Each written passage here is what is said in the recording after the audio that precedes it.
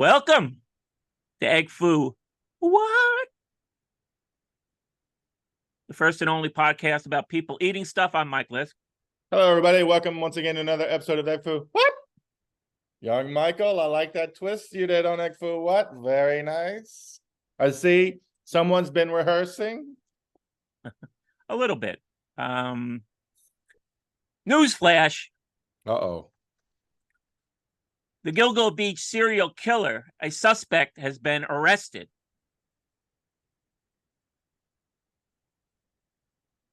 Are you aware of this? No. No. Okay. The what? Gilgo? Gilgo Beach serial killer in Long Island. Is this Gilgo Beach like half a block from your house? No. I saw a video on YouTube that says the first 10 seconds of your video is the most important. Mm-hmm.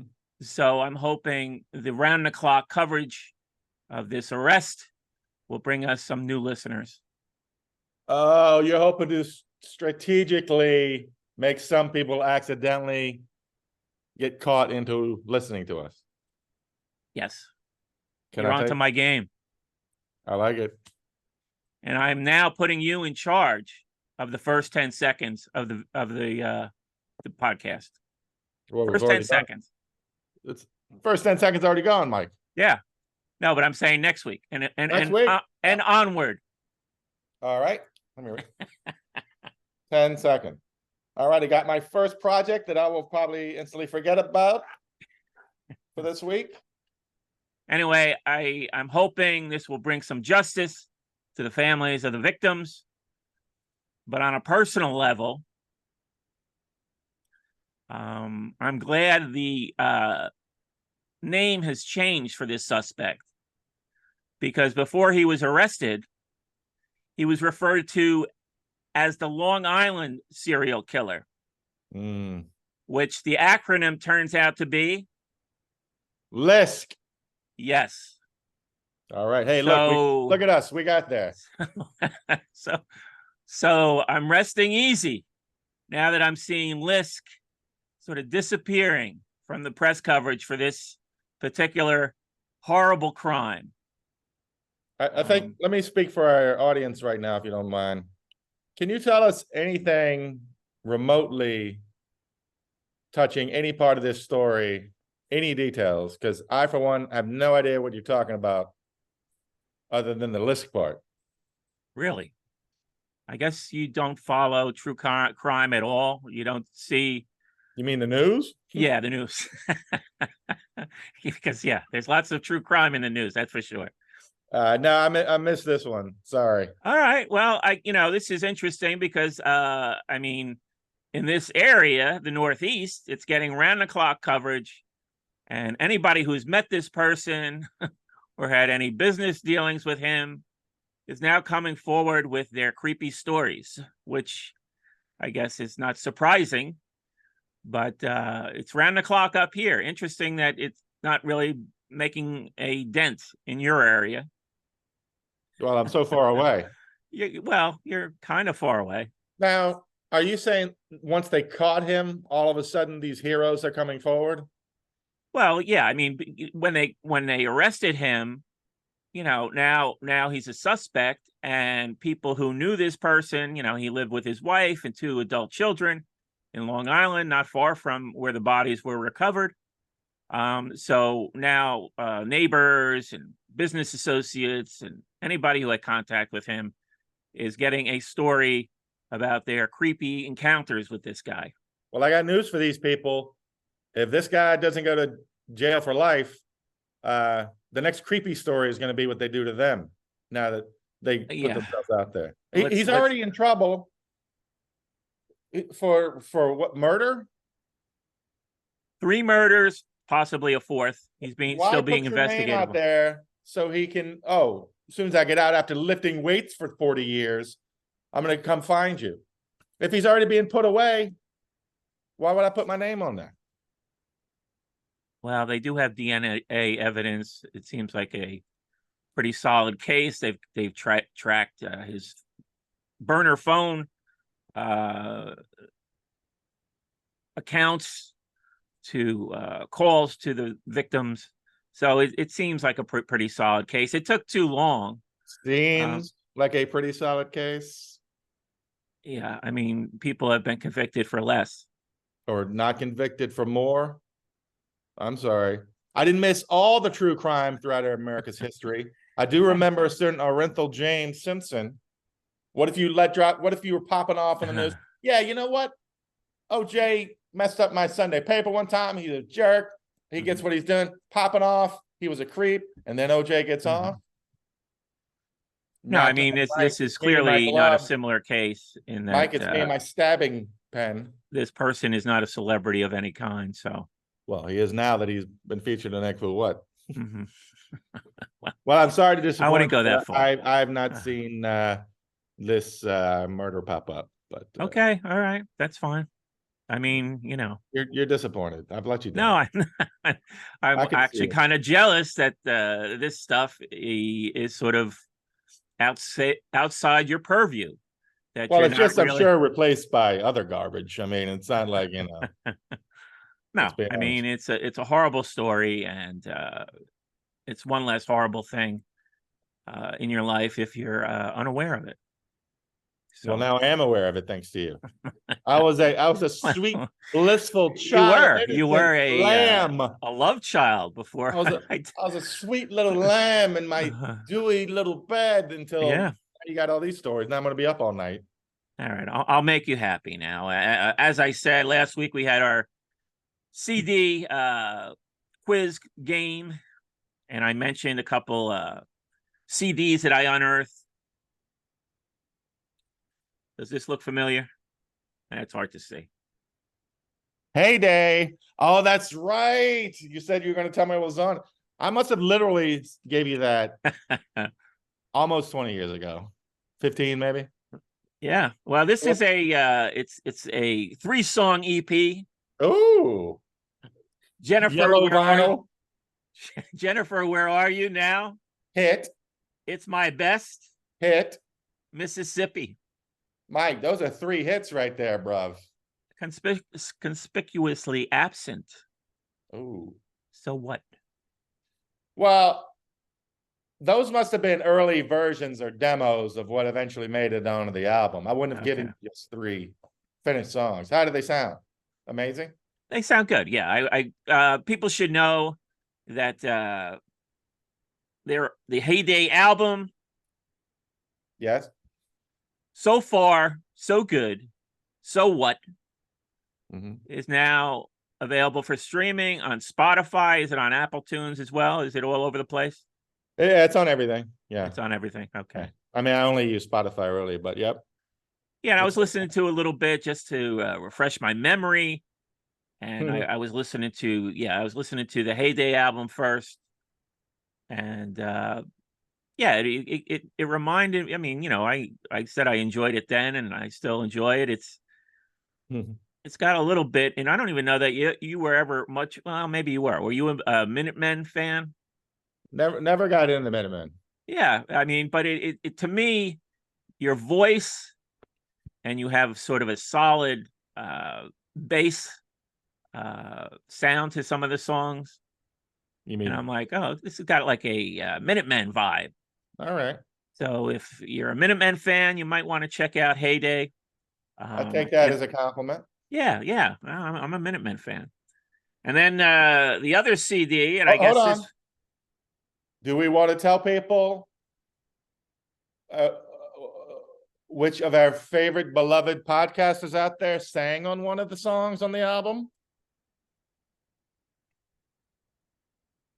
Now you stumped me, Mike. Now you're embarrassing me. Well, you sang on Kill Rock City. Oh, okay. All right. Okay. Oh, don't do that faux humble crap with me, Mike.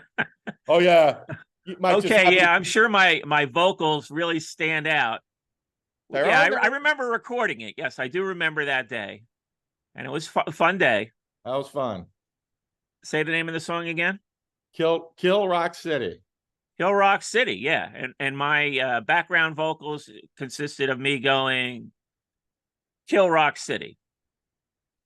What? Do that again? Kill Rock City. Oh, Mike, it's like we're back in the studio, bro. Yeah, I think I went for the falsetto on that one. But Knew yeah, that was you. fun day. That was a fun day. Yeah. Um, and then I unearthed another CD in which I guess you gave me the full both albums, your Heyday album and your the Happy Scene album on one Yeah. CD. Oh, you got a twofer. Was that like a Time Life thing you bought? How'd you get You that? didn't label it, but I did, and yeah, it's got the Happy Scene album. Nice. Take My Teenage Head. That's right. Yes. And That's on Spotify too. yeah, and Apple Tunes. Yep. Yeah, okay. People can find it. Give it a listen. I see you got some numbers. I looked at the Spotify. You've got like over 1,000 listens to a bunch of songs. Yeah, they're all me. I was. You just go back to see if it's still working. Is that what it That's is? right. Refresh. Still there. Still works. You're just doing a quality control check 4 times a day. every day, Quality right? control. Okay. I never know when someone's going to jump on it. You don't want your songs to be technically out of reach for people. That's right. But on Spotify, I'm sure I talked about it last year. Last year's reissue of the Happy Scene EP comes with like 40 other tracks. So I did get a kick out of I believe it's what song is it? It's Halo on Her Head. Oh, is that a funny song to you? No, actually, I think it's the next song. What's the song? Let's welcome Mike Turner to the stage. Mike Turner. Oh, that's Jennifer. Where are you now? Yeah. That's our buddy Will saying it. Let's welcome Mike Turner to the stage. And who is Mike Turner? Ike Turner. Oh, Ike Turner. Yes. I thought it was Mike Turner. He and I think he and the barber who was working on it with me made fun of me. He said I sang too angry. And I was like, look at my life. I'm not angry. They're like, why are you so angry? I was like, I'm not angry enough. I will agree with that. I agree. You're not angry enough. Thank you, Mike. You're not. I mean, you were a good-natured person. I've never really seen you lash out in anger. So yeah. Well, the show goes. Thank you. Oh, wait a second. There was an incident, but we'll not discuss it now. Oh, let's leave it out there for a mystery. Little mystery. Little power play you got into, and I was like, yeah, this is not a power play. Moving and shaking, baby. We're just having fun here. That's why I'm at the top. You are at the top. Well, thank you for the publicity for those albums. They were a lot of fun. I'm gonna. I hope they're fun to hear. Give them a listen. Yeah. I should make a little video for Kill Rock City. Of course, since it was back in the dark ages, I don't think anybody took a picture. We had a whole crowd that day singing. It's really fun. You want to list everybody who was there? Yeah, we had we had Ope. Yeah. Waddy, whose house I'm in right now, dog sitting. I didn't just break into his home. Miss Waddy, his wife. We had Anna and Kate, 2 of the Shalitas from Marah. We had Dave from Marah, Dave Belanco from Marah. I don't think Dish could be there that day. I think that's it, right? Do you? Was Serge there? Serge wasn't there. I don't think he lived there yet. Then a lady friend of yours brought me a birthday cake. I think it was around my birthday. Very nice. Or she just brought a cake. I don't know. Well, what a life, huh? We're just laying out some tunes. Women just show up with cake. I feel bad I'm missing someone, but nobody's gonna give a shit. But I think that was it. That's a strong crew. Yeah, it was. And we were kind of confined to a very narrow space, if I recall correctly. Yeah, it was our rehearsal space. Oh, and the drums on that album, I don't know if you even knew this.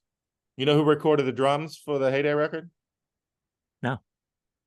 Let me take a sip of my Powerade. A little Ivan Julian.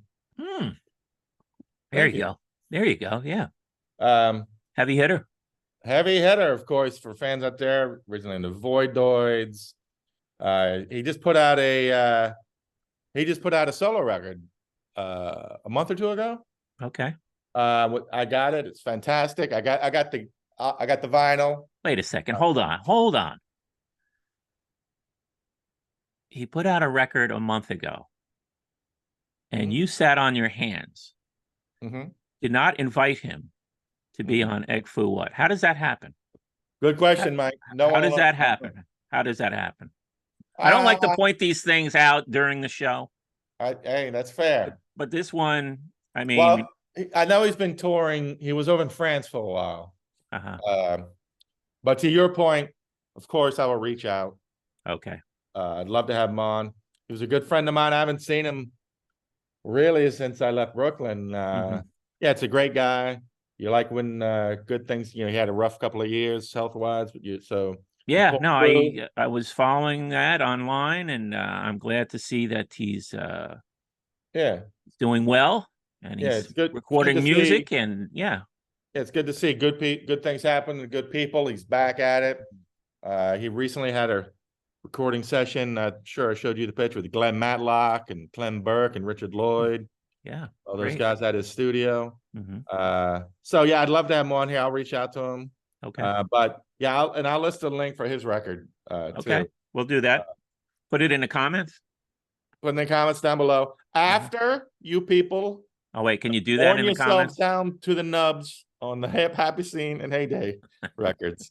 Uh-huh. Once your ears cannot take anymore, then you go get the Ivan album. Mhm. Yeah, I was very, very lucky to be in a situation where Ivan Julian can record part of my record for me. It's incredibly Yeah. lucky. So We'll look forward to that if it happens. Mike, that's a pointed if it happens. Oh, Mike, come on, bro. I got to light a fire. Got to light a fire. You're lighting a fire, bro. Yeah, lighting a fire. So studying the musicians. Can I get this out of the way? Go ahead. Did you hear who's going to have a podcast now? Okay, yeah, I was going to go here, and I see where you're going with this. Yes. Go forward. Paul McCartney. Yeah. I got two things to say. Number one, I love number two. Start with number two. I'll start with number two. Okay. I love Paul McCartney. You know this. You love Paul McCartney. I would literally take a bullet for Paul McCartney if I knew it wasn't going to kill me. I mean, if this mother scratcher shows up and just stomps all over our territory, the podcast world, I'm sorry. Yeah, I don't see that happening. I don't see that happening. You've been Paul McCartney for 60 years. You ruled the world. Everything at your fingertips. You're a genius. Everything you touch is gold. You're the greatest. I love you. Why? Just let us have our little corner here. Why do that? This came up on the Best Show last night, and I didn't know the details. I thought it was just going to be sort of a victory lap, and people would be stopping by to say how much he influenced them and what a great guy he is. But it turns out it sounds more focused. It sounds like he is actually going to analyze a song per episode. Which brings me to my other point. If this mother scratcher thinks that he's going to sit there for a couple hours to talk about his solo songs, and we're all going to pretend we care about them as much as we care about his Beatles songs, I'm out. You're not looking for the episode where he analyzes songs from The Firemen? No. I don't want to hear about Band on the Run. I don't care. No. You don't want to hear about Band on the Run? Come on. No. Come on. No. Come Beatles on. fanatic. You're dismissing less about Beatles solo output than me. Wow. And I'll say this. That's a bold statement. Thank you, Mike. I'll say this. We all know how old he is. He's not going to live forever.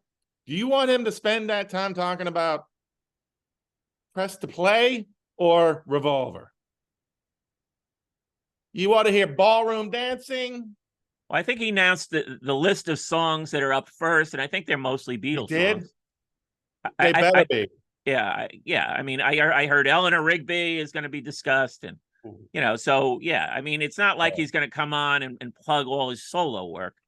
But You know, if that's a bait and switch, if he starts out with Eleanor Rigby, things he said today, Take Back Right or whatever, and then all of a sudden I find I'm 8 weeks in and it's been all Pablo Picasso, 1985, all that shit, I'm gonna have a problem, Sir Paul.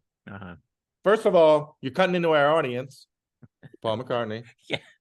I don't see the cross section there, but I have a feeling he's under the misguided notion that we care as much about his solo songs as his Beatles songs. We shall see. There was an item I saw that made me think of you, where not the murderer Paul McCartney, I guess, was asked to comment on some of his favorite artists, and the one that came immediately to mind, he referred to as a monster, a musical monster. Oh, is this going to take us back to Heyday or the Happy Seat? It was not Heyday. He was not talking about Greg Wilson. Okay, who was he talking about? Who was he talking about? I'm not going to be upset. Why would it make me think of you?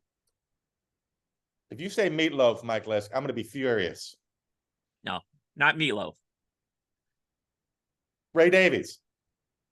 No. Ray Davis. One more guess. It's got to be Brian Wilson. The answer is Stevie Wonder. The artist you are on record saying, you do not understand. Is this a gotcha? Yeah, it's a gotcha. All right. And it's a gotcha that wants to make you a Stevie Wonder fan, because I do not. That is one of the most confounding facts, I think, about you. I mean, you've got some interesting takes on a lot of stuff, but when you said that you can't find it in your heart to enjoy one Stevie Wonder song, I mean, Neil Young is whittled down to, is it 2 or 3 now? Did he make up to 3 songs? 4? I got 4 Neil Young songs. Oh, you got 4 Neil Young songs now. Okay. Yeah. But you got 0 Stevie Wonder songs. How is that possible? I've told you. I respect him as a songwriter. Plenty of his songs. I'm like, wow, of course he's a genius. Of course I understand why he's who he is. I got no beef. I can't take his voice. His voice just slices through my skull, chops my brain in half. I got no beef with Stevie Wonder. Yeah, it's not a mystery why he's popular. Now, voices are, subjective. I get it. People either like or dislike a voice. But, I mean, has anybody ever accused Stevie Wonder of having a bad voice or that he can't sing? I'm not saying it's bad. I'm not saying it's not like he's Bob Dylan or Leonard Cohen or, I'm not saying it's a bad voice. He can sing. I'm just saying for some reason, it bugs me. I mean, he's an incredible musician. I'm sure he has perfect pitch. Of course he hits the right notes. Of course he has a gorgeous voice. It's just, I don't know. I'm not saying I'm right. I'm not saying I like it. I'm not, I'm just saying, I'm just trying to be honest, Mike. Well, I'm hoping Paul McCartney's appraisal may give you the inspiration to maybe give.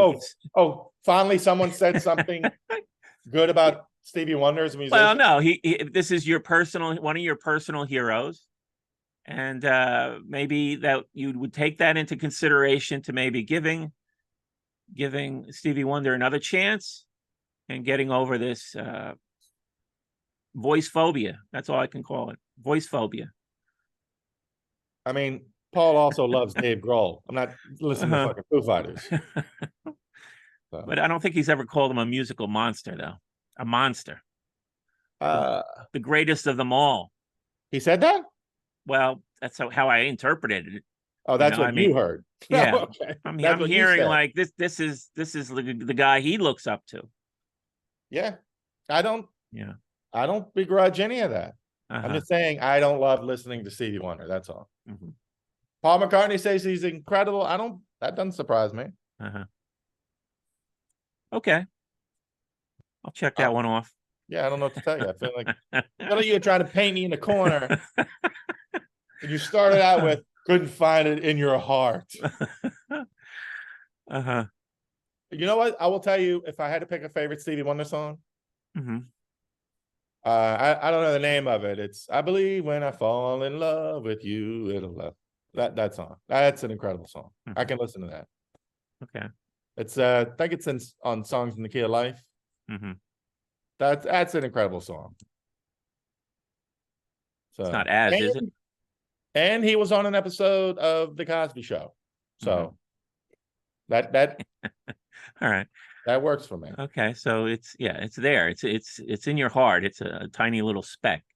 I got but it's there. No hating. Like the Foo Fighters, I just hate their music to the point where it drives me.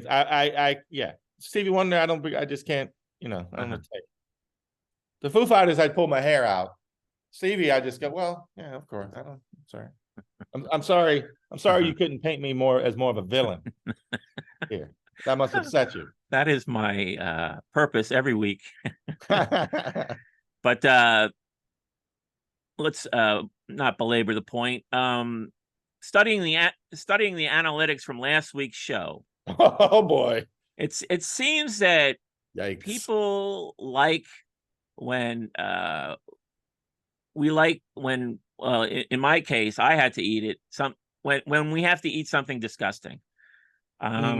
Looking back on last week's show, the coconut shrimp that I had, you had some nice chicken nuggets. Very nice.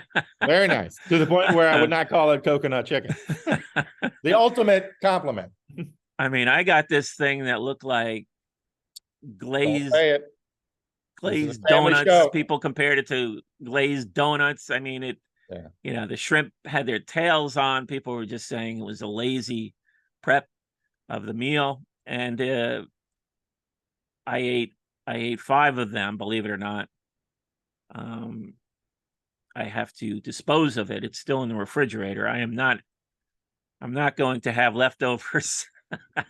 You need to send those things back to the sea. Yeah. Sea of death. So to sort of reestablish my love for shrimp after that horror, I got right back on the bike, as they say. You mean horse? They say horse. Well, they say horse, but they say bike too. I've never heard anybody say that. I upped it to the 1920s. But it's not a real expression. Yeah. When was the bicycle invented? Wow. But kids fall when they're on the bike. You get them back on. Get back on the bike. Get back on the bike. So back on the bike. So right back to it. We have a shrimp dish this week. Salt and black pepper shrimp. One of the chef's suggestions at the Howell Kitchen, which I'm back at. Ooh. China 1, you had your chance. And I think you blew it. Sorry, China 1. Particularly over the fact that you require extra drive time. Piling on. No, it was piling on, young It was a 1-2 combination, and you're going to be out of the picture for a little while. But they really are going to have to sponsor Egg for What to get back in your good books, huh? I am saying, I'm going to say that the salt and black pepper shrimp was a delight, and I am happy to report that I do not have a food phobia of shrimp after that horrible experience last week. Brave. Well, you got right back on the bike. So. I got right back on the bike, and the shrimp was fantastic. It was sort of a lightly battered shrimp with a nice sort of simple, I guess it's black pepper, black pepper and salt. That's it. But it was delightful. I got a fair number of shrimp. I got some veggies on the side, broccoli, diced pepper and onion. Just a delightful return to edible food. Sanity. Of That's course, good. you tried your variation. This was your first experiment where you were going to just swap out the shrimp Mhm. and get salt and black Pepper, pepper pork. chicken. How did I that got work? pork. Oh, you got pork? Pork, yeah. Oh, okay. Well, number one, now that I'm thinking about it, why's it called salt and pepper? Like, isn't that just means it's fried?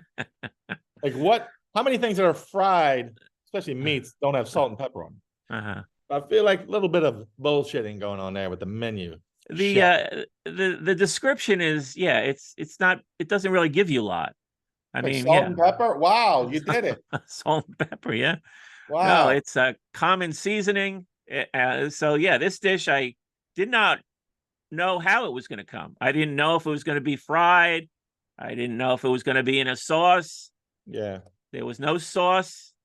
It was just lightly battered and fried, and it was tasty. Did you see the pictures I sent? Yeah, I saw the pictures.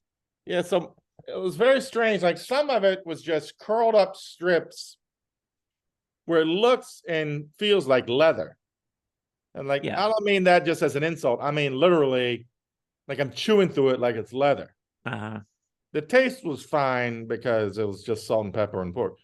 And then like, excuse me, then there'd be a couple of pieces where it's actually like some thick meat more, and that was really good. Mm-hmm. But a lot of it was just chewy, like beef jerky. Mm-hmm. The few strips I got that were, actually like, like had any substance to them in terms of meat, were fine. Were But they fried in batter? Or was it? I couldn't see. had Yeah. a super, super thin coat. Uh-huh. Like not a batter like a McNugget, Mm-hmm. just a coating. Uh-huh. I didn't see yours, but it's like if I had the right tools, I would take out all and like shred it Uh-huh. and just mix in rice or something. Uh-huh. But just strips of shoe leather. Like, You didn't get any rice? I got rice.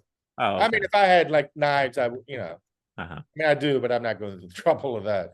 Yeah. Obviously, I'm a busy man. So yeah, Busy man.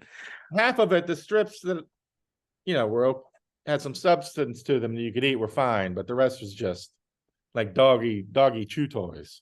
Uh-huh. My high school nickname. No, it did. Yeah, your pictures did not look very appetizing, and obviously, I couldn't even tell that it was pork. It was hard to identify. But did you see the wonton soup noodles that I'd included in the mix there? Yeah, I took a quick gander. What I remembered is, oh, thanks, Mike. That's nice. Quick gander. Okay. Well, you're busy solving that murder or whatever. There's 3 kinds of noodles, crispy noodles, that come with the wonton soup. Mm-hmm. One is just what most of them have, the kind of crappy whatever. Yellow ones. Yeah, I call them the yellow ones. Fine. Or orange, yellow or orange. And orange then there's actually is more accurate. Yeah, and then there's the ones we've raved about. They have a certain flakiness to them. They're actually fried. Yeah, they're prepared, in the restaurant. But the ones I got last night, I haven't had in a long time. They're broader, they're crispy, and they are the perfect ones to have in the soup after like a minute, because they're thick enough, they don't just fall apart. Mm-hmm. And if you pull them out and start eating them after like 30 seconds, they're soft, but not too soft. They still have a bit of like a soft crunch to them, like a something. The second one we mentioned are like the Cadillac of the, they're like, oh, you can just pop them like chips. These are definitely the best. We can send a picture. I'll send a picture or whatever of if you actually want to use them in the soup. Fantastic. Those were the highlight. Well, I'm glad you enjoyed something. Have you ever been to a communal No, you got to medieval get a score. Oh, score? Okay. Yeah, Uh-huh. this I would rate highly. I'll give it a 8.5. What? Yeah, it just hit the 8.5. spot. That's in your Um, top I didn't three. even use the rice. I mean, it felt like Ooh, it the felt like ultimate it didn't need compliments. the rice. It didn't need the rice, you Oh, I know. think something. And there Wow, was is no that's one of your highest?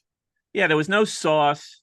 So it was just like, a nice uh some might even think it was looked like an appetizer, a shrimp appetizer.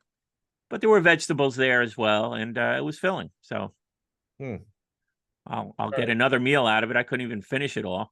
Well, you still got that shrimp from last week you got to get through.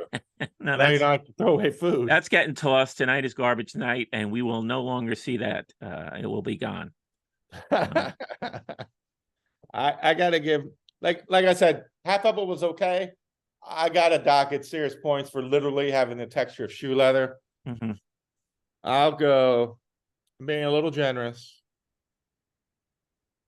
I'm gonna say to celebrate Paul McCartney joining the podcast world. 1966 was a great year for him Mhm. and us as fans. I'm gonna say 6.6. I will never ever think of this dish again. If fried pork ever shows up to me, I will probably put some salt and pepper on it. Uh-huh. Boom, salt and pepper pork. I So, mean, out of this entire year, I'm thinking the only dish you'll ever think of again, and I mean, you could probably count on one hand, right? egg foo young, Uh-huh. coconut chicken. We should have a show where we do The celebrate the chicken nuggets. chicken nuggets. So We should so have an episode where we do celebrate like the three or best three or whatever. mhm. But yeah, this was whatever. Yeah. I don't know why this was a like chef specialty. Here's some fried strips of pork. You know what? Salt and pepper. You're a genius. Uh-huh. 1895 or whatever. Um, yeah, I was beginning to talk about a article that I saw about good old Gen Z is at it again. This again is a Uh-oh. people they're like, why is Mike keep bringing him? Is he a grumpy old man? No, Gen Z are the social media kings and queens, and so yeah, if I get them angry, maybe we'll go viral. But anyway, I saw an article that Gen Z has a new sort of way of meeting each other. This, of course, is coming from Brooklyn. I don't know where this park is. I don't know if it's Williamsburg. But they're meeting for, in the summer, a communal stew night. And not only that, In yeah, July. in July, yes, they are meeting to have a communal stew that has been cooking. And this is the kicker. This stew that they're all enjoying, supposedly, has been cooking for over a month. Is it bullshit, Stu? So, yes, not only is it stew, it's at least month-old stew. And apparently this is a tradition that goes all the way back to the medieval ages when there were stews. And get this, and how this is even possible is sort of mind-boggling. They claim that during the medieval times there were stews that would be cooked for more than 300 years. And I guess just the idea of a pot cooking. I mean, I guess they're using wood to fuel the heat.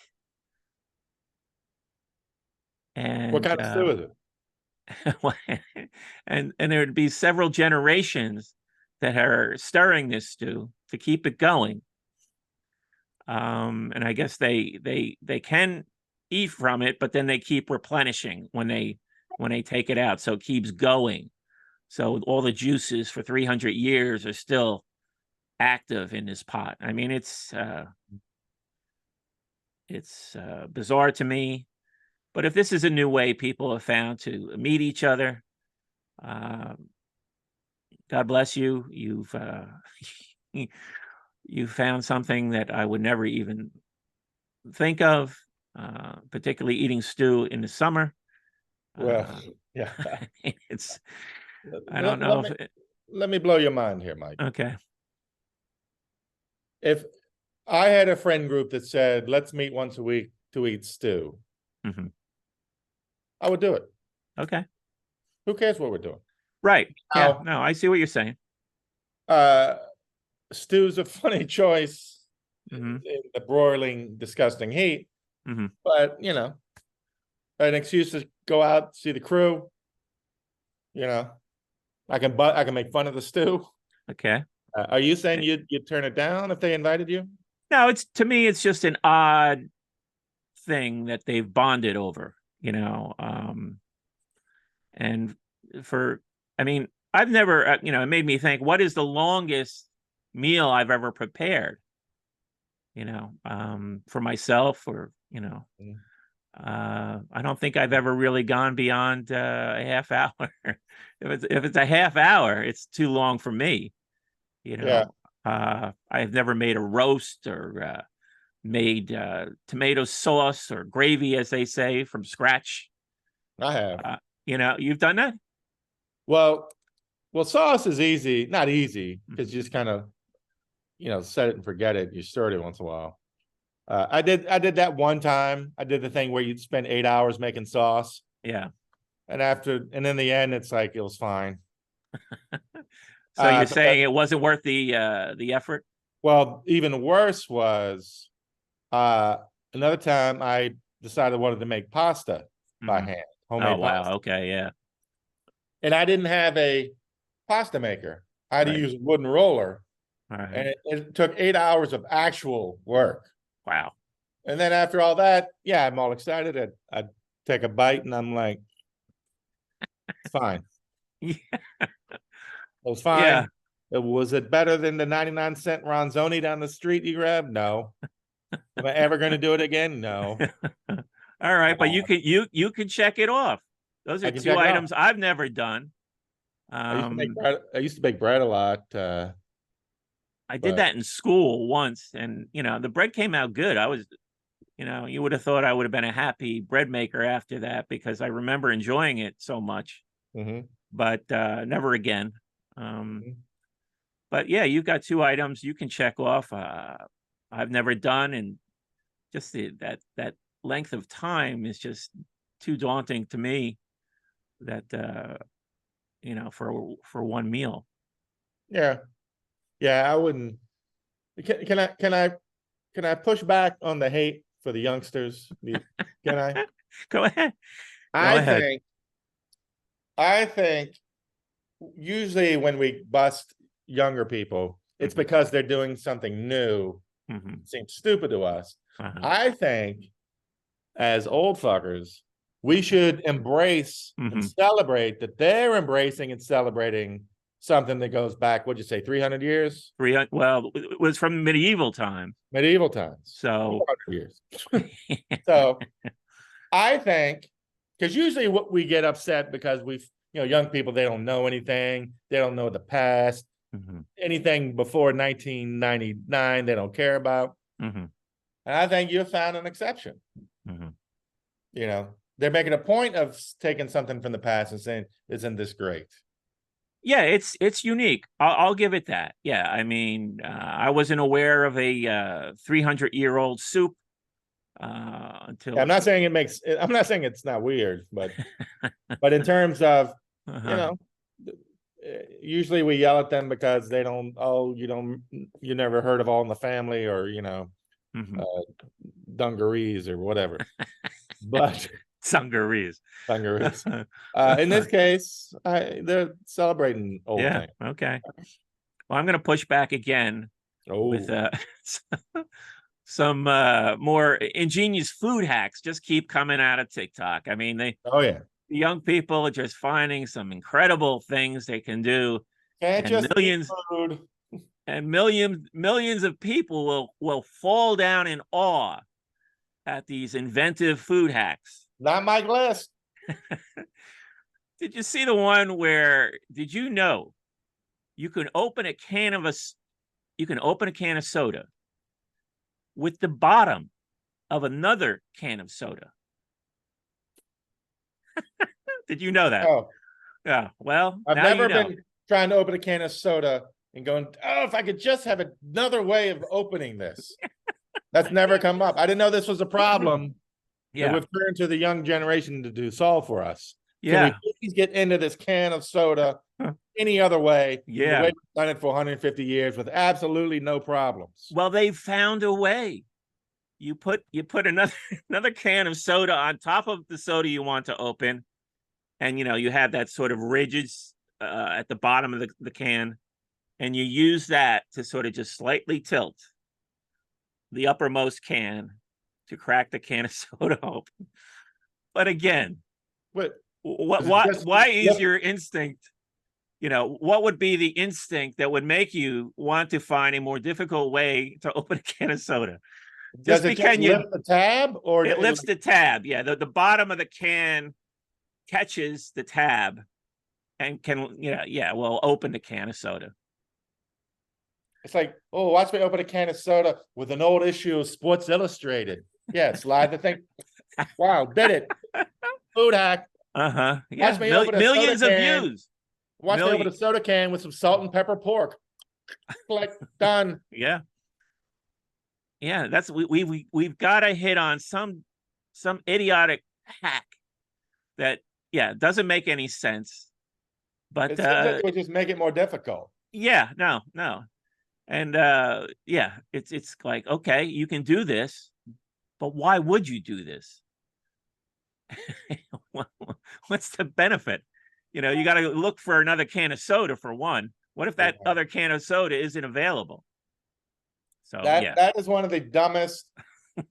I mean, as someone who stood up for the youth of America 2 minutes ago, I am telling them this is the dumbest thing.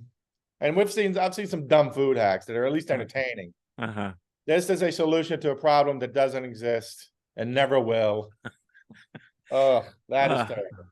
Another one. I'm going to hit you with a double whammy this week. Is it a banana one? For ingenious food hacks. Everybody's trying to figure out how to open a banana now. It's McDonald's related. Oh. McDonald's is always in the news. I'm listening.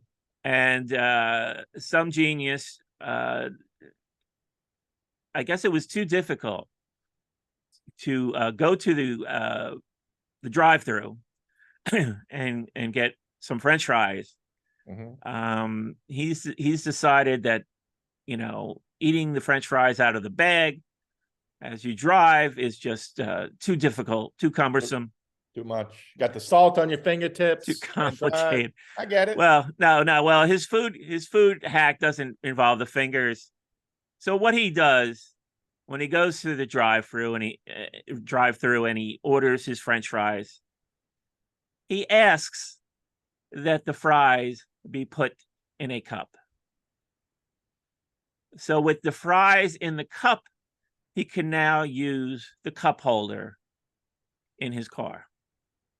And he can eat his fries out of the cup in the cup holder as he drives. Okay. Number one, almost any carton that the fries come in at McDonald's can fit in a cup holder. Okay. Good point. Thank you. Especially now, every car they make now, you can stick a gallon jug. The way they build the cars around the cup holder. Those jumbo Slurpees. Yeah, so you can do it anyway. And number two, I'm sorry, but taking fries and dumping them into a cup is not a food hack. That is a fail. Okay. Boy, I am. So you defended them, and now you're trashing them. So yeah, that's just pointless. What the? Yeah. No, but stick the whole thing in the car, or just lay it. There's no need for that. That is somebody who wanted some attention, doesn't have the brains to come up with something a little more clever than that. Well, he got the attention. That guy, Mike, an idiot. Not impressed. Apparently, they're in abundance on TikTok, and they want to, million views for that one, I think. I mean, I love a good food hack, but Mhm. it has to be more useful than the conventional way. Exactly. Uh, and if it's funny, that's nice, a nice touch. Hmm.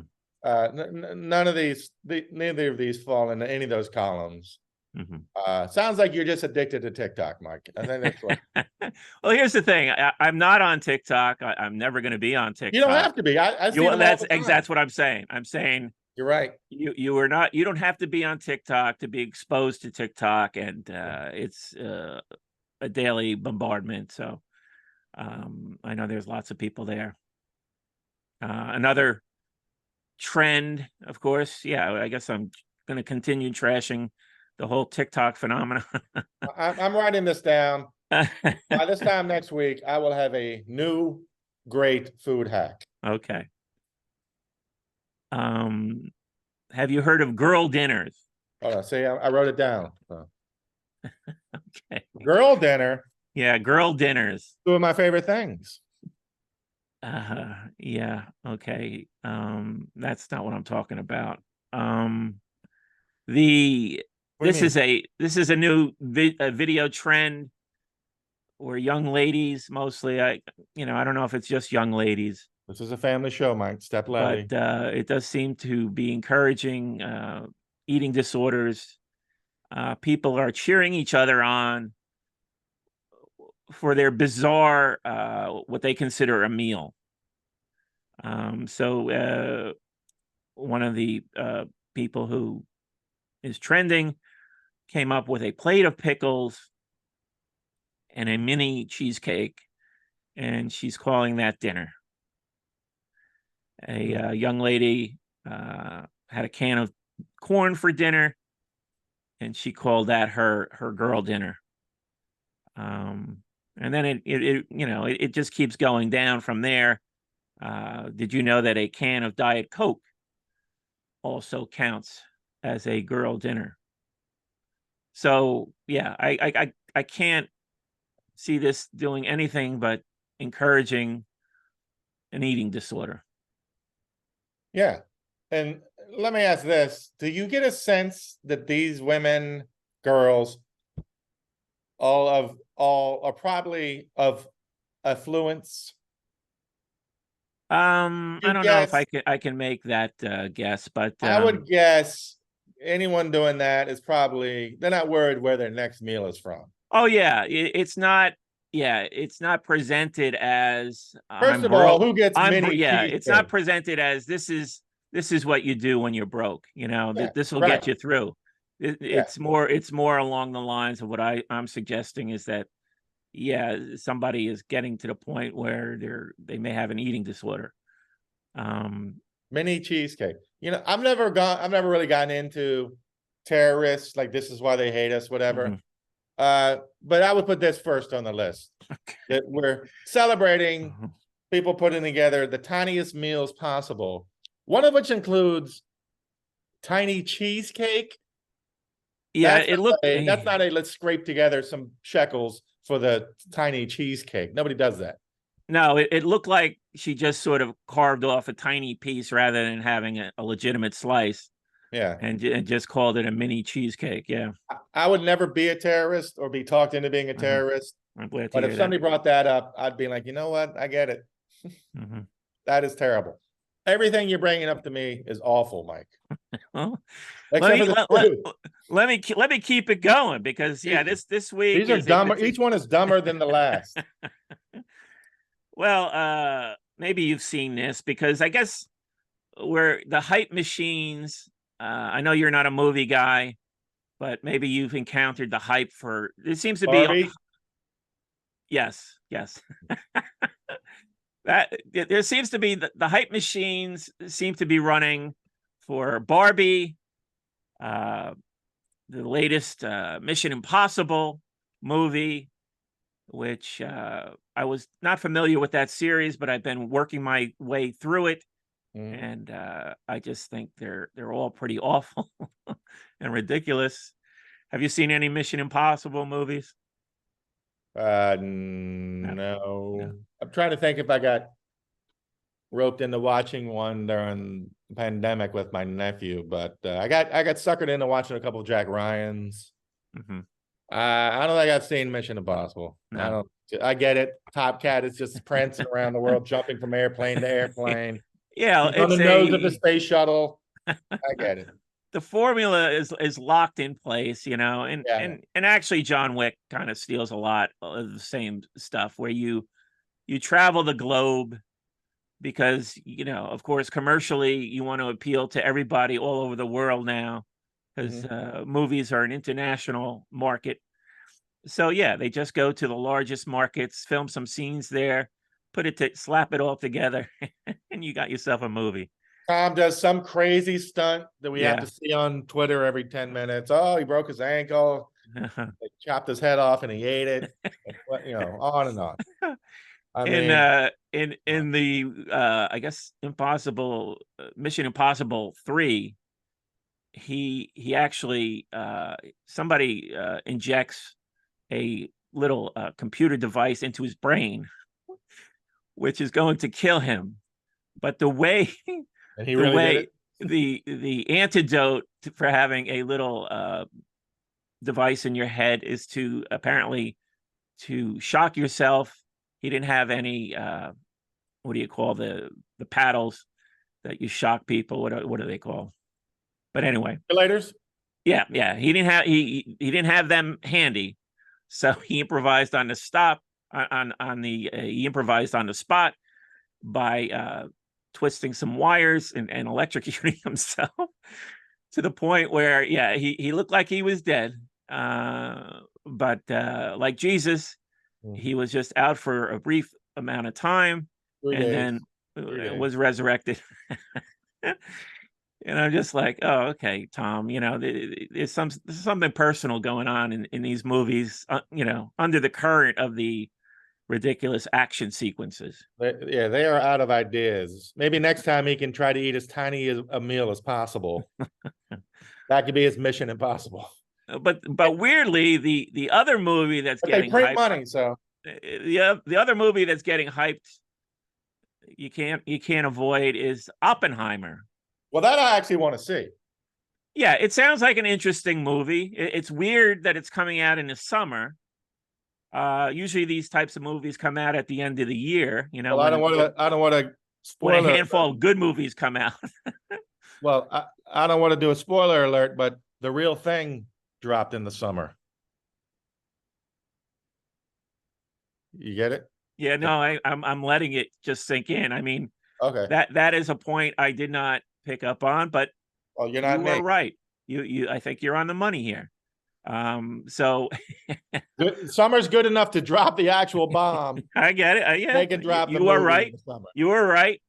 And yes, the I'm interested in it. I mean, Christopher Nolan. I've watched his movies over the years. They're always a bit of a head scratcher to me. I don't know that I'm a What are fan. his movies? I have a feeling I do not care for any Christopher Nolan movies. Is he like a big action guy usually? Well, not action, but you know, they can be. Well, Memento is the first one. You know, with the okay. All right. So yeah, that was my first movie. My encounter with his movies. I think that may even be his first movie. I'm not sure. But yeah, I kind of came out of the theater. I'm like, I guess that made sense. You know, I didn't really want to figure it out. You know, it's like yeah. It seemed like a lot of work. it was a head scratcher, like I said, and you came out of the theater and you like felt dumb. Like, why don't I get it? You know, I want to pay $11 to feel dumber than I already do, and fatter because of course I'm going to inhale a keg of popcorn. But I do think I'm going to see Oppenheimer, and I want to see it in a theater because it seems like it's a movie you want to see in the theater. Plus, I'm dog sitting for Waddy, who you remember Waddy, who everybody will call the most handsome man in the world. So, you know, you feel like you're on vacation, so I want to go out to a movie theater. So maybe I watch that. I'm sorry. What's the other ones of his I might have? Well, he did. I mean, I did enjoy Dunkirk. I mean, that was. I walked out of Dunkirk. What's that? You walked out? Yes. Yeah. Why'd you walk out? Well, for a couple. Number one, I was the only one in the theater. Uh-huh. Now it was a small artsy fartsy theater. So you I went felt there lonely? You within the walked middle of out the of day. it out of loneliness? No, yeah, Uh-huh. yeah, that was a new thing for me, loneliness. What's this? But you feel it more in an empty theater. Right. The Uh-huh. shots started coming. It started check, but it just made me depressed. I was just sitting there and looking. I'm like, I don't know who we're supposed to care about. And then I just got hung up on. I just felt lucky. I was born when I was born. Mm-hmm. I was never forced to just show up someplace and just wait to be killed, basically, Uh-huh. at the age of 19. And that just seemed depressing. And yeah, physically, the shots were like, they felt so real. I was like jumping the whole time. And then, like I said, I got depressed about the existential part of it. Uh-huh. And then finally, I was like, after like 40 minutes, I'm like, I don't have to be here. Nobody's paying me to sit here. I mean, he did other movies, Interstellar, Inception. He started going for like one word titles, but he dabbled also in the superhero. He did Man of Steel and The Dark Knight, and so yeah, he's sort of dabbled in different areas of popular and not so popular stuff. But yeah, they're really pushing this Oppenheimer movie. Years ago, did you ever read about the famous book is I haven't read it, but I have it. One day, you have it. Maybe this will be the impetus. Okay. The Making of the Atomic Bomb by Richard Rhodes. Mhm. It won the National Book Award in 1987. I remember when it came out, it was very well received, and I was working at the company where they published it, so it's like I got the discount on the books. Yoink. So, but I haven't read it. Yeah, maybe this will push me to read it. I'll see this movie and like, wow, it is. I mean, it's an interesting subject. I mean, there's no way around it. Yeah. I have read the Fate. What is it? The Fate of the Earth. Yeah, Fate of the Earth. Mm-hmm. That was in the 80s, the late 80s. I mean, there was lots of discussion. I mean, I don't know if it's what it says about the times, but there was lots of heated debate about nuclear weapons, and do we want nuclear weapons around? Mm-hmm. And I remember writing a paper in school about it. And this book, The Fate of the Earth, came out. Jonathan Schell, I think. What was the thesis of your paper? What did you decide? You know what? I have to look at it again. I think I have it shoved away someplace. But I got a good grade. I was kind of impressed with myself that I I thought I made a good argument. But you don't remember the argument. Well, it is. It's been a couple of years, to be 30, fair. 30, Yeah. 30 some odd years ago. But yeah, now it's like people talk about, a nuclear war, and it's like all very casual, and it's just like, really? Okay, we reached that point in history where people like are considering it. Like, yeah, we could do a small nuclear war. Yeah. Just keep it to this one little area, which is just alarming to me. But maybe this movie will get people thinking about what these weapons actually do, the harm they do to the people and the planet. Well, I live in DC, so I assume I'd be one of the first ones to vanish. Poof.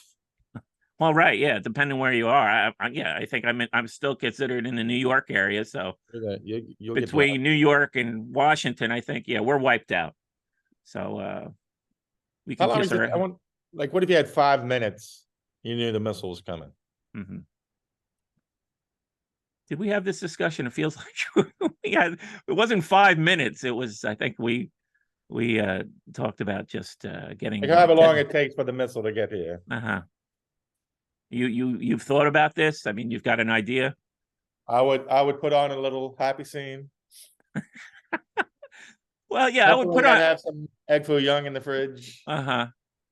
Yeah, I thought about music too. Yeah, music would be a nice way to go out. But what would be the song?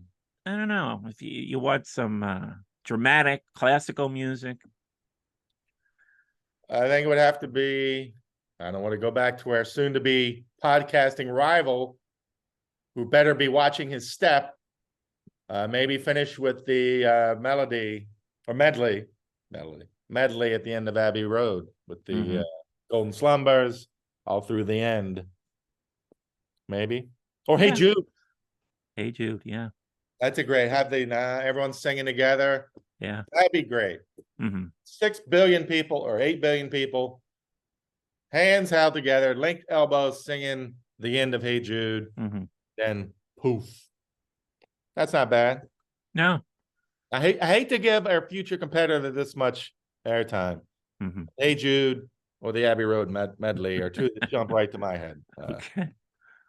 You're from Jersey. You probably have to do Born in the USA by law. I thought maybe I'd go with something dramatic. Why? There's no drama. I was introduced to. Well, it's gonna be in 5 minutes. There'll be a lot of drama. There'll be no drama. The ultimate drama. The ultimate drama of being obliterated. It's like when you watch a highlight of a home run, you're like, well, I know what happens. The second the ball hit, you're like, well, yeah. There's let me ease your mind here, young Michael. That will be the least dramatic moment in human history. Because there'll be nothing. It'll be a flash. Yeah, we probably, the most agonizing part about it will be knowing in advance, yes. But the actual obliteration it would be quick and thorough. You cue up Hey Jude. No, maybe I put on a little I always remembered my introduction to Beethoven's Fifth was the movie The Longest Day about D-Day. Did you ever see that? Oh yeah. And they kept using the Beethoven Fifth Symphony. Da, da, da, da. So yeah, I don't need that. I don't. You don't need that. You just want to like blast it out. I don't need to be revved up like I'm sort going of like a one of man's ultimate achievements, confronting its worst achievement. Yeah, I like that. Yeah, the ultimate conflict between good and evil. I like that. Well, speaking of CDs, what if you popped in your CD for Hey Jude and it started skipping? Or remember CDs were always scratched. Mine weren't. Mine weren't. You take care of them. They last. Here we go with the lecture. Return one of your Neil Young. I mean, you're grabbing them, I guess, and just throwing them in the corner. Did they ever make it back? Of your Grateful Dead Live in Cleveland CDs slightly scratched. Oh, do your CDs ever make it back to the case, or did they just pile up somewhere? That's slander, Mike. That's slander.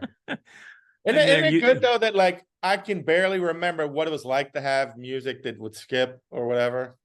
We've gotten so used to just streaming and everything. You don't have to worry about that. Well, I'm sort of a mixed media person. I still. Why did I bring this up to you? Of course you will. I still have cassette tapes. Yeah. Yeah. All right. Mike's ultimate mixtapes. Okay. But anyway, back to Barbie. But I'm with you. Before we leave, Oppenheimer, you're right. The Barbie juxtaposition is crazy. I do like the idea you have of man's greatest achievement and its most evil achievement. Yeah. Which is ironic because the scientific achievement is incredible. It's just a shame that it is in the service of destroying the world. That's the only drawback. That's the only mechanical engineering fault. Yeah. It's a brilliant achievement. Unfortunately, it will destroy civilization. Yeah. I have become death. I have become death. I have become death. The killer of all worlds or something. And and I guess this movie is coming out on the same day. So again, we're seeing the culture, the contrast of the culture. So you have Oppenheimer coming out the same day that Barbie comes out. Is it just me? Does it feel like they're pitting them against each other? Yeah, like, no, they've latched on to this fact, and it's probably just a coincidence caused by, the convergence of marketing and when they think they can make the most money and all this stuff. Purely coincidental, mostly, but yeah, no. Let me ask you this. The anniversary of the actual bomb would be what, the August 9th or something like that? It's 7th, August. Right? Yeah. I think it's 7th and then 9th, right? Yeah. Can't they just wait couple of Mhm. weeks? Have a Yeah. time for that? Well, You're that close to it. Just wait. like I said, there's probably marketing people involved, and maybe they're thinking that, well, there's not going to be competition from the Barbie audience with our audience. I mean, people aren't going to have to make people who want to see these movies probably aren't going to see both of them. But once they realize, okay, it is going to be the summer, just make it the actual date. Why Mhm. not? No, you've made a good point here regarding the What's dates. that? You made a good point. No, this is the second time. Right? Just wait. So we're just going around and around for more acknowledgement from me that you've made a good point. It's like years ago, I read about one of the settlements the Catholic Church had to make was $664 million or whatever Hmm.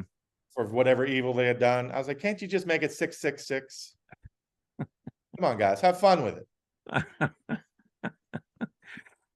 Well, You squeeze, yeah. and you'd make a point, and you'd squeeze a couple more bucks out of them. Yeah. Oppenheimer people, just wait, line up with the. But the Barbie thing, and let me ask if you feel the same way. And I'll tell you the last time I thought of this with a movie.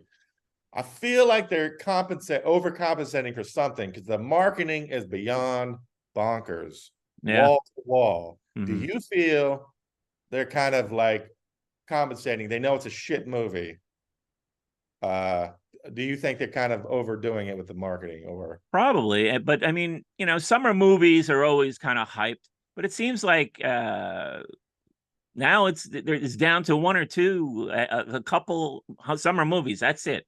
That's that's all they can come up with for us. anybody care about summer blockbusters anymore? Because now you get the superhero movies year round. Yeah, yeah. I would think kids today think of blockbusters as whenever their next superhero movie comes out. Yeah. Unlike in our day when, oh, it's summer, let's see what the big blockbuster is. Yeah. Jaws 4, awesome, got it. Kind of thing. Yeah, you're right. The concept has been watered down over the years with the superhero movies, which are round all seasons now. It's not just in the summer. You're watching all the superhero movies. It's not like you're like, oh, summer's here. Finally, some whacked out bullshit, fun crap I can see with a lot of explosions. Yeah. You think it'd be the opposite. Yeah. But there is Burger King has a marketing scheme to promote Barbie. Have you heard about this? The pink Barbie burger. Oh, I saw that pop up. I just assumed it was like, I don't want to be racist here in podcast.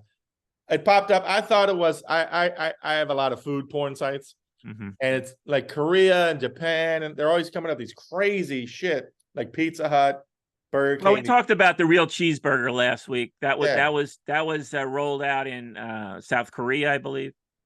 So I think I just assumed, oh, this is some whack, but this is tied in with the movie. It's like a pink burger. Is that what it's? It's a and this is only in Brazil. It's not available in the U.S. Oh, okay. This is I think these are publicity stunts, and for whatever reason, they're doing them in other countries. Why do they get the cool shit? Why can't we get something? I don't know. Well, let me describe this to you, and you can tell us I'm whether sure it's revolting, but still, whether we missed out. Yeah, they've got the pink Barbie burger. It's a cheeseburger with pink sauce layered on top of the cheddar cheese, and the smoke.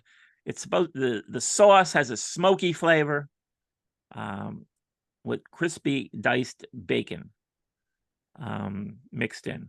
See, but it doesn't end there. It doesn't end there. Oh, sorry. let me finish. So it comes with a vanilla milkshake tinted pink with strawberry Nesquik powder,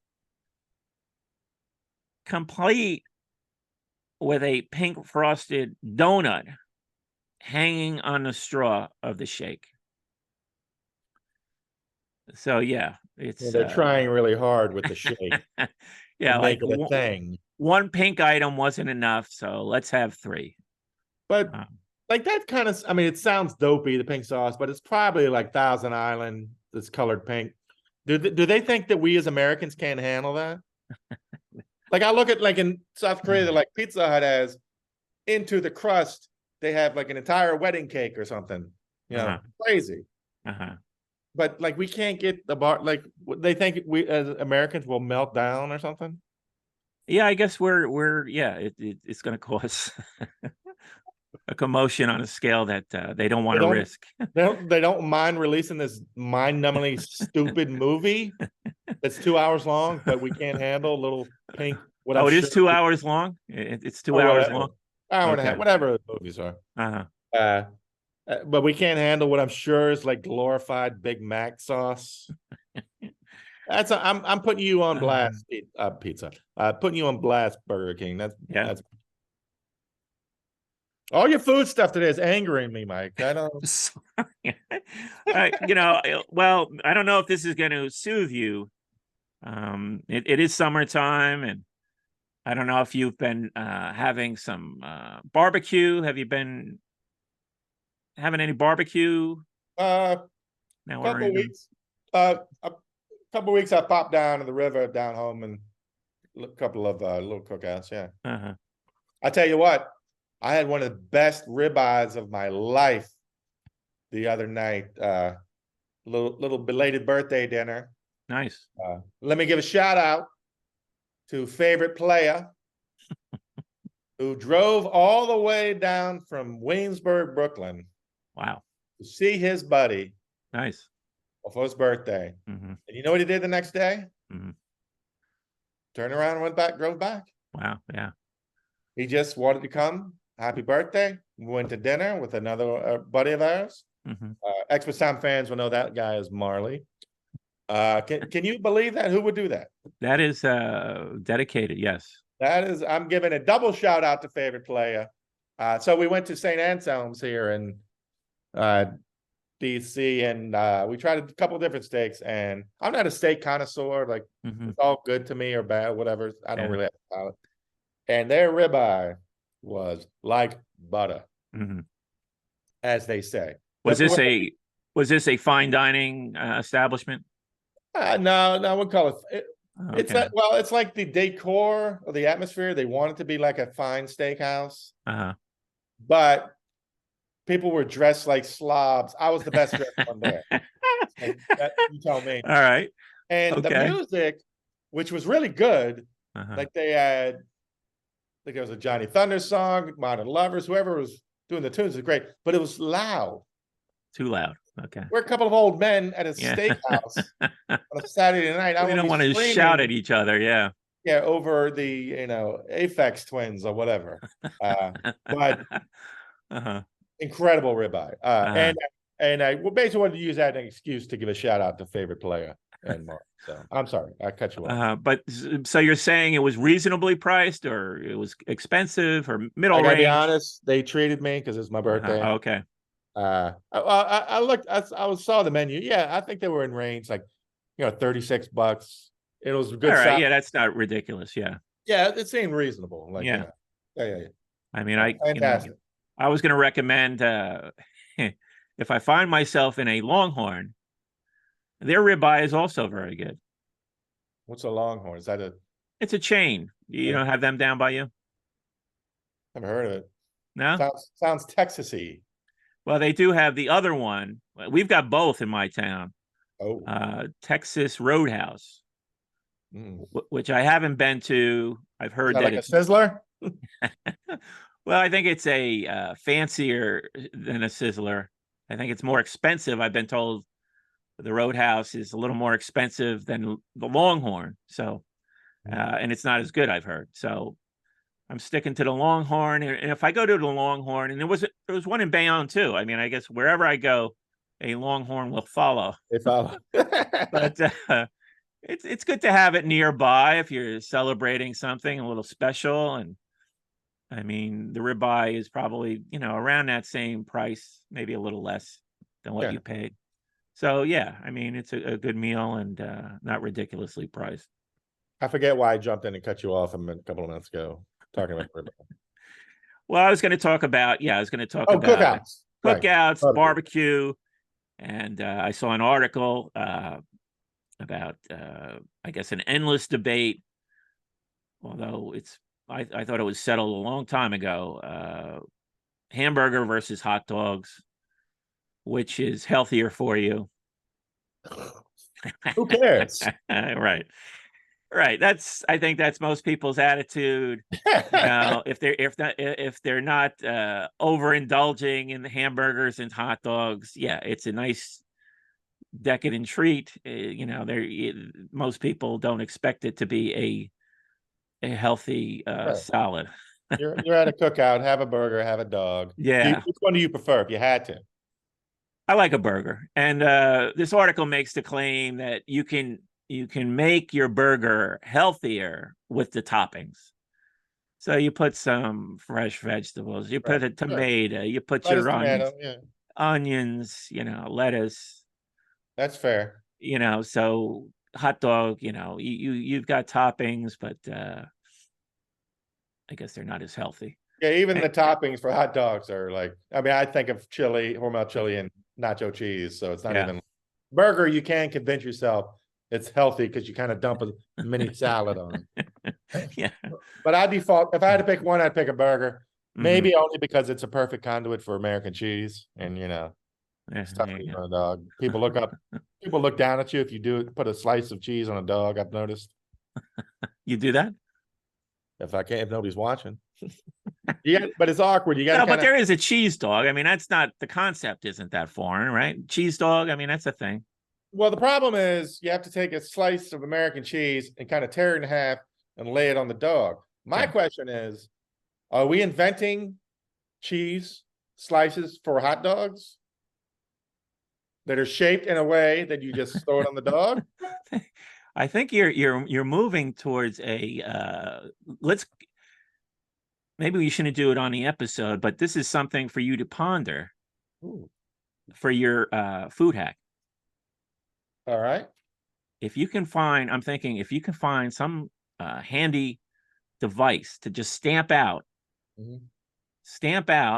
this slice of cheese that will fit your hot dog, I think we're onto something. Is this device a butter knife? Mike, It could be. It they got could be. machines It that could be. stamp out entire But cars out yeah. of metal. But some people have cookie cutters. cookie cutters, but yeah, if you can figure out a way with a butter knife, a large butter knife, you kind of slap the cheese with the knife to get all you do is fold the cheese and it easily tears in half.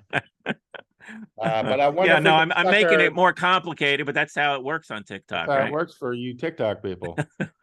I wonder if it'd be worth it to market cheese made for hot dog. Like they just come cut in half, you just peel them off.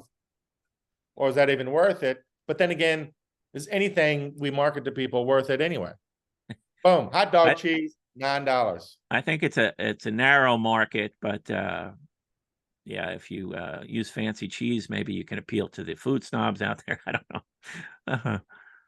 But so speaking of hot dogs, you know where you and I were 20 years ago last night? Your memory is like an elephant. Well, yeah, I mean. Well said, Mike. But no, you're always throwing me off with these memories from 20 years ago. Everything in my past is a blur. I have vague ideas when things happen, but I can't pinpoint it to the day the way you live do. life in the moment, Michaelis. You suck the marrow. You got the juices of life coming out of. Is that what I'm doing? Okay. You and I were at the Meadowlands watching Bruce Springsteen on the Rising Tour. Remember it rained? Okay. He opened up with "Who'll Stop the Rain." Uh-huh. Do you remember that? Right. Yeah, I mean, I've seen Springsteen a number of times, and they sort of blend together. But he no, opened. I remember going to a show with you. Yes, I do. Okay. He opened for the real opener was "My Love Will Not Let You Down." Right, that was your cut, your slice. And then he went right up to with "Ties That Bind," which I'd never seen him play other than that. So that was. But now it's coming back to me. We were in the rafters for that one, right? Oh yeah. Very different than my previous experience. Yeah, that's how I remember the shows. Where was I sitting? And that Yeah. one, I was up there. I was up there. I was like, I don't know. I'm in the wrong place. I don't belong here. And that was after you had met him backstage? Of course. Yeah, okay. Like, I'm not used to that, but there's been a mistake. I think there's an expression for that. You know what that expression is? Loser, No, from feast to famine. feast of famine. He went from being a VIP to a very high up. To nothing. Very high up Yeah. in the rafters. I'm sorry. I'm sorry that night meant nothing to you.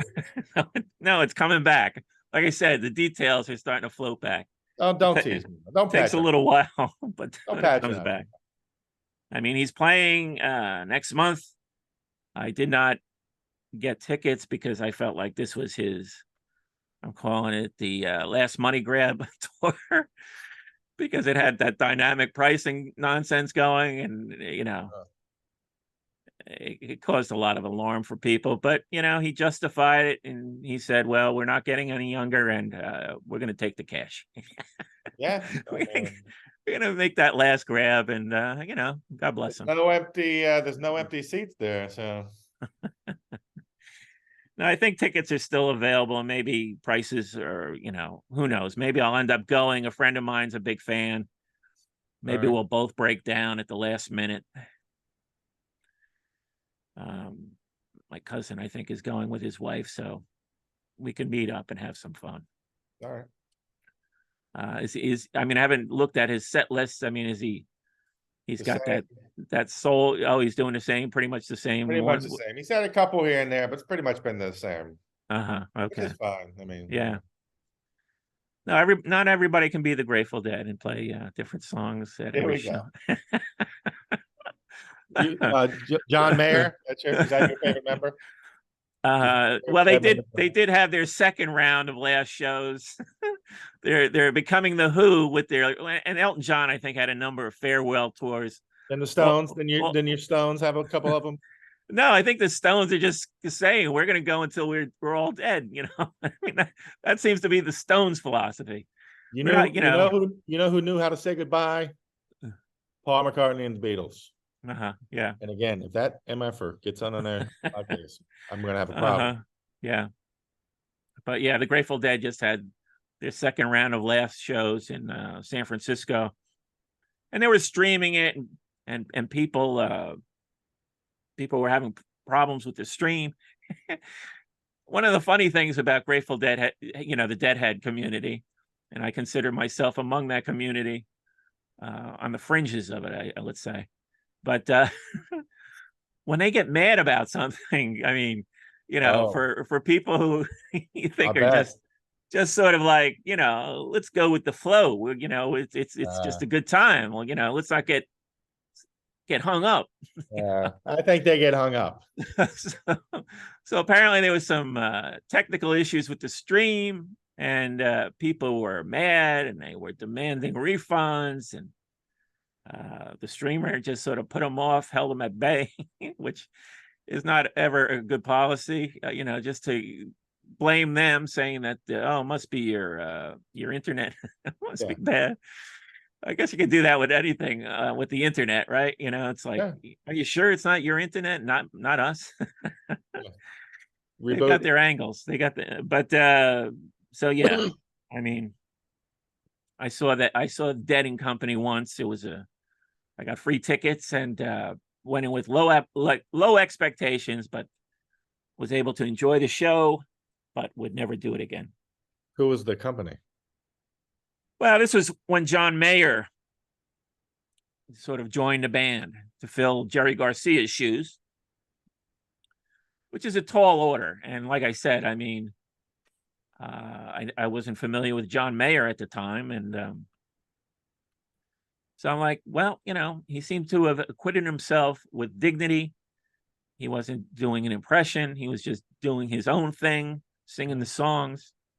And he's in the band now, right? Like he's like, Well, if this is the end, it's yeah, he made it to the end, but I have a it's like feeling. Stamos with the Beach Boys. I mean, Oh yeah, John Stamos had at some point, he's the longest tenured one. but yeah, so we'll see how long this lasts, and then well, probably until next summer when they kick off their next The farewell next, tour. we're going away tour. Yeah, it'll happen. You watch. Anyway, did you get a cookie? No. No. Why do I ask? Why do I ask? And I got it here last night, so I'm even Uh-huh. in a different location and no cookie. Uh-huh. So it's just you then, right? It's not even the location. That's me. And Let's hear it. let's hear it. Oh, this reminds me, maybe I'll use these numbers for the Powerball. What is it? Oh. Over $1 billion tonight? Did you get a Tonight, Powerball right? ticket? You got a No. couple hours. You got a couple hours. 2 important decisions shall be made by you soon. Okay, well, one is I'm going to go get a Powerball ticket. Nice. What is the other one? You're gonna win. Well, I guess the other one could be I'm almost out. I'm almost out. Oh, 2 more wait, that's the weeks. whole fortune? Yeah, Oh. that's kind of a fortune this time. Yeah, it's I not was gonna just say that is actually yeah, that's a real fortune. a actual fortune. Yeah. Good for them. They finally got one right. Maybe this is the new AI fortune cookie. Ah. And they're replacing the human beings who used to write these feel good fortunes. But anyway, I'm Speaking of going which, to I had an idea. I wonder if we should start to have a weekly segment. Life Ekfu what life advice. People okay. can write in Uh-huh. their questions. They have Okay. a problem or something, Mm-hmm. and we can help them out. What do you think of that? We're gonna help them out. Okay. We give advice. Okay. Hey, Ekfu, what? Ekfu, what advice? All right. Okay. My girlfriend wants to dump me because I can't read. Uh-huh. What should I do? That kind of thing. I'm just doubtful of our considering our circumstances. Whether we would be considered authorities for Right. life advice. Like these people look up to us. All right. I'm We're- glad you feel that way. I'm glad you feel that way. We're the Titans. The Titans. I think it'd be fun. I think somebody fill out in the comments or whatever with put Ekfu what life advice in capitals so we know, okay, this is Okay. give us your scenario. And if we choose yours out of the many, we'll give you a little life advice. Okay. I'm putting you Now, in we're not charge. saying you have to follow it. We're just going to do the best we can. I'm putting you in charge with this. You're going to be the lead. Oh, then the 10 seconds thing. Now this. Team leader. All right. This is your baby. I mean, you just came. This came to you on a spot. All right. So I'm going to indulge it Life advice. until it flops. But we'll give it a shot. We'll give it a shot. I'm open to it. Not loving the support I'm getting, but I'm open. hey, I'm if open we to can it. help one person out there, Mhm. then haven't we done enough? Yeah, there you go. That's the way to think about it. I think you'd want to hear from guys who've been knocked around a little bit by life, Mhm. not cruising through, hitting home runs all the time. We've been through some shit. Okay. And you want to listen to? Okay. When you read Lamort III, were you more impressed by Galahad, who just kind of dropped from the sky and was perfect and didn't do anything and floated away, or Lancelot, who had to go through all that shit so much that they did let him have a little peek of the ground? Yeah. Which one? Okay. Which one would you go for Yeah, advice? you're right. The guy who's really Little- suffered. Yeah. little suffering. We Yeah. have 100 years between us. With a little bit of suffering, A little bit of suffering. we can help some folks. Okay. All right. All right. No, I like your reasoning. We'll see what people come up with, and we'll give it a shot next week. All right. Meanwhile, I want to thank everybody for listening. Hit that subscribe button. I haven't plugged it. I know we have that link on the different stream service where you can contribute to the show, and people have done it. I haven't acknowledged it, but For people me, Well, there are Zoom costs, which Yeah. it hasn't quite covered the Zoom costs yet. All right. So we're still in the red.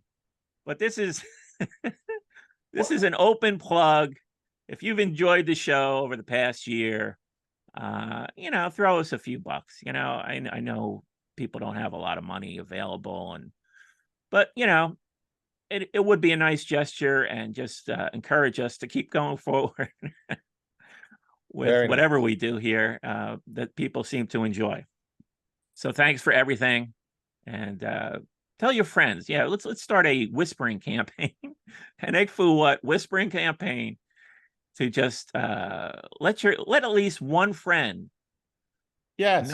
One we'll call it the one friend whispering campaign. Find a friend who you think might enjoy this show, and just say, hey, steer them. We're all over the place. We've got a record. We've got reviews. We've been we're not an experimental test in the testing phase. We've established ourselves. So steer a friend to the show. Dear friend, maybe we can tie that into friend of ours from the olden days, James, Staten Island. James, you know what I'm talking about? Okay, yeah. I don't know why I won't say people's last names like anybody. I worked with James. I was his coworker. That's right. So he and I, over the years, like, he's the only other person I can ever hope is a big what's happening. We'll get my what's happening references or whatever. Yeah. And so I don't know if you read his Substack this last week. He wrote about an episode of What's Happening, the Doobie Brothers episode. Oh, okay. And so we're going a little back and forth. I love the show. He loves the show. We got to get James on the show. James is an interesting guy. Yeah. We both know him. I saw the post about. I didn't see the What's Happening one. I saw the one about. He's a what they used to call an autograph hound. Yeah. He has so many autographs, and he was doing the real autograph seeking. Not now you can go to these conventions. Yeah, and they're all sitting there. He's done the work. I don't think he just sends away. Oh no! Well, I think long before these conventions were happening, he was pounding the pavement and waiting outside the Late Show door when guests would leave. And we don't have to he's got some great stories. Yeah. He's written a book. Let's get James on the show. Right. So let's work on that. But his idea, I got a lot on my plate, Mike. I'm putting you in charge of that. All right. But he had an idea. We were cracking up about what's happening. He said there should be, should have something where Egg Foo, what's happening? All right. Oh, I hope James isn't listening. Well, his idea when James is on the show, you can. I will let you have the floor. And you can I just want any excuse to talk about what's happening. Yeah, no, this will be an excuse. And you got a guy there who's familiar with the topic. I remember watching some of the episodes. I was not watching every episode. You were at the perfect age. How were you not eating up what's happening? I was aware of it. Yes, I wasn't really that loyal to TV shows. I would watch them. I'd catch them here and there, but it's not like I had a TV guide and I'm. Putting stars. You make it sound like you had to be a billionaire. It's not like I had a TV guide. No, but it's TV. We've had this discussion. You seem to have gravitated to it full force, and I've watched my share of television. I'm not saying I was. Well, in your defense, it was more disposable back then. Like you can miss a couple shows and pop back in. That was kind of the way it was. Yeah, I was a floater. I wasn't committed to shows. I guess I'm still a floater.